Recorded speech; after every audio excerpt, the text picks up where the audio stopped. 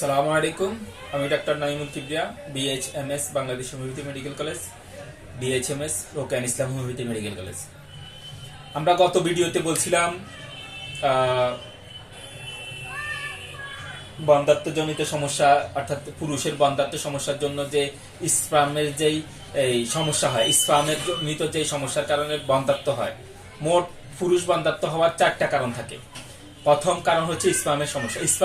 স্পার্মের সমস্যা হওয়ার আমরা 6টা কারণ বলছি। আজকে আমরা আরো 2টা কারণ বলবো স্পার্মের সমস্যা হওয়ার। স্পার্মের সমস্যা হওয়ার আরো 2টা কারণ হচ্ছে, প্রথম কারণ হচ্ছে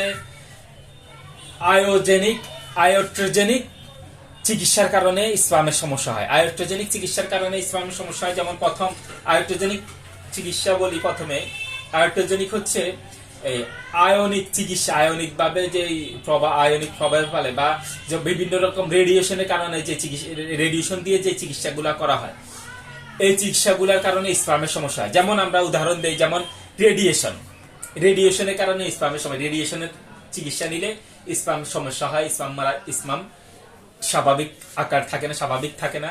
তারপর সাইটোটক্সিক অর্থাৎ সাইকোটক্সিক ড্রাগগুলা, ওষুধগুলা যদি ব্যবহার করা হয়, যেমন সেলগুলা মারার জন্য যেই সেল বিষাক্তকরণ যেই ওষুধগুলা তৈরি ইউজ করা হয়, এই ওষুধের জন্য এই টেস্টিসটা মনে করেন স্পার্ম মারা যায়। এরপরে আমরা বলবো নাইট্রো ফাংশন ড্রাগস গুলা যদি ব্যবহার করা হয়, তখনও এই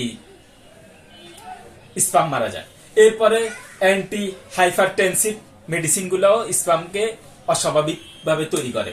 এরপরে আমরা বলবো অ্যান্টি কনভালশন ওষুধগুলো এই স্পার্মকে অস্বাভাবিক ভাবে তৈরি করে। এরপরে আমরা বলবো অ্যান্টি ডিপ্রেসেন্ট অর্থাৎ যারা ডিপ্রেশনের জন্য যে ওষুধগুলো ব্যবহার করা হয়, এগুলাও এই স্পার্মকে অস্বাভাবিকভাবে তৈরি করে। এরপরে আমরা দেখি ইমিউনোলজিক্যাল ফ্যাক্টর, অর্থাৎ রোগ প্রতিরোধ ক্ষমতা জনিত সমস্যার কারণে স্পার্ম মারা যায়।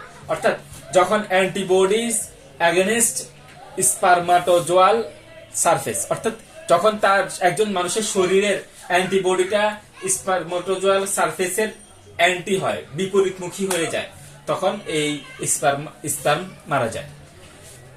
এই পর্যন্ত আমরা বললাম যে স্পার্ম মারা যাওয়ার যেসব কারণে স্পার্ম গুলা স্বাভাবিক রকমে থাকে না, আর স্পার্ম স্বাভাবিক রকম না থাকার কারণে পুরুষের বন্ধ্যাত্ব তৈরি হয়।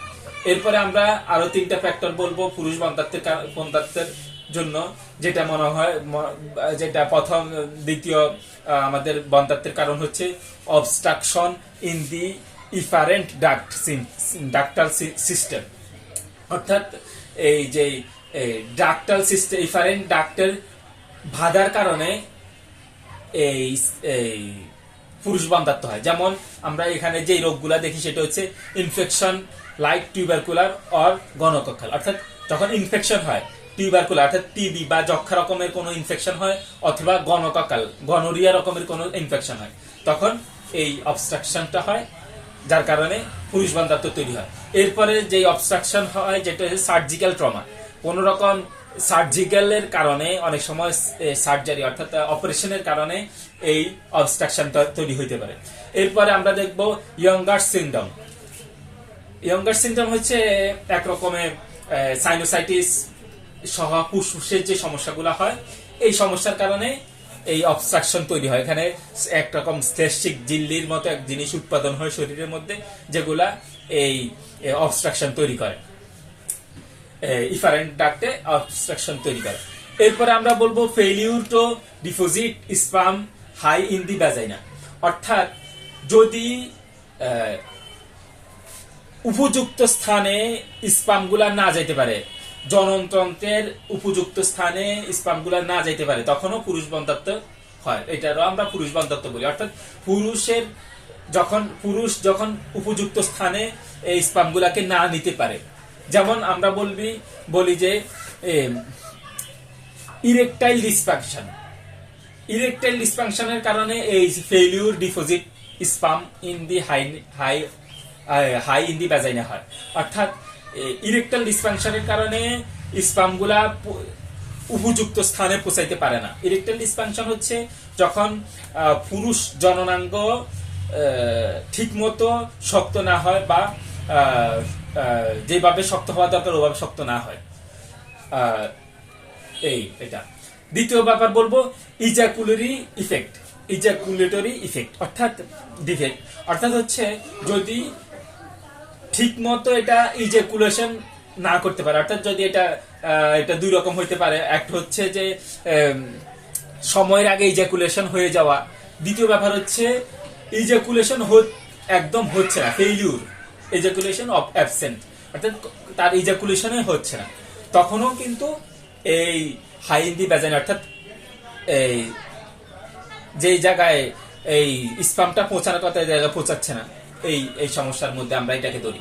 এরপর আমরা বলবো হাইপোস্পারমাডিয়াস, অর্থাৎ যদি স্পাম তৈরি না হয় তখনও failure to deposit sperm high in the vagina বলবো আমরা এটাকে। এরপর তৃতীয় বন্ধ্যাত্বের কারণ হচ্ছে errors in the seminal fluid, অর্থাৎ যদি সেমিনাল ফ্লুইডের মধ্যে যদি কোনো ঘাটতি থাকে, অর্থাৎ যেভাবে সেমিনাল ফ্লুইড হওয়ার কথা এইভাবে না হয়। এর মধ্যে আমরা প্রথম যেটা দেখি সেটা হচ্ছে unusual high or low volume of ejaculate, অর্থাৎ প্রতিটা ইজাকুলেশনের মধ্যে যতটুকু সেমিনাল ফ্লুইড থাকার কথা তার চেয়ে বেশি অথবা তার চেয়ে কম হইলে এই পুরুষ বান্ধবত্বের জন্য এটা একটা কারণ হয়। দ্বিতীয় সেমিনাল ফ্লুইডের সমস্যা হচ্ছে লো ফ্রুকটুস কন্টেন্ট, অর্থাৎ সেমিনাল ফ্লুইডের মধ্যে যদি ফ্রুকটুসটা লো মানে অল্প পরিমাণে থাকে তখনও পুরুষ বান্ধবত্ব হয়, বা সেমিনাল ফ্লুইডের সেমিনাল ফ্লুইডের অস্বাভাবিকতাও পুরুষ বান্ধবত্বের জন্য কারণ। তৃতীয় সেমিনাল ফ্লুইডের অস্বাভাবিকতা হচ্ছে হাই প্রোস্টাগ্ল্যান্ডিন কন্টেন্ট, অর্থাৎ অতিরিক্ত প্রোস্টাগ্ল্যান্ডিন যারা নিচ্ছে বা যাদের মধ্যে অতিরিক্ত প্রোস্টাগ্ল্যান্ডিন আছে তাদেরও সেমিনাল ফ্লুইড সমস্যা হয়, তাদের সেমিনাল ফ্লুইডে এই অস্বাভাবিকতার কারণে এই পুরুষ বন্ধ্যাত্ব তৈরি হয়। এরপরে আমরা বলবো আনডিউ ভিসকোসিটি, অতিরিক্ত এই থিকনেস হওয়ার কারণেও পুরুষ বন্ধ্যাত্বের তৈরি হয়। তো এই বলে আমরা পুরুষ বন্ধ্যাত্বর এই কথা শেষ করব, মানে এখানে এই এতটুকু। এখানে একটা কথা না বললে নয়, সেটা হচ্ছে আমরা বললাম বন্ধ্যাত্বের একটা কারণ কিন্তু আনডিউ ভিসকোসিটি, অর্থাৎ অতিরিক্ত ভিসকোসিটিও পুরুষ বন্ধ্যাত্বের কারণ।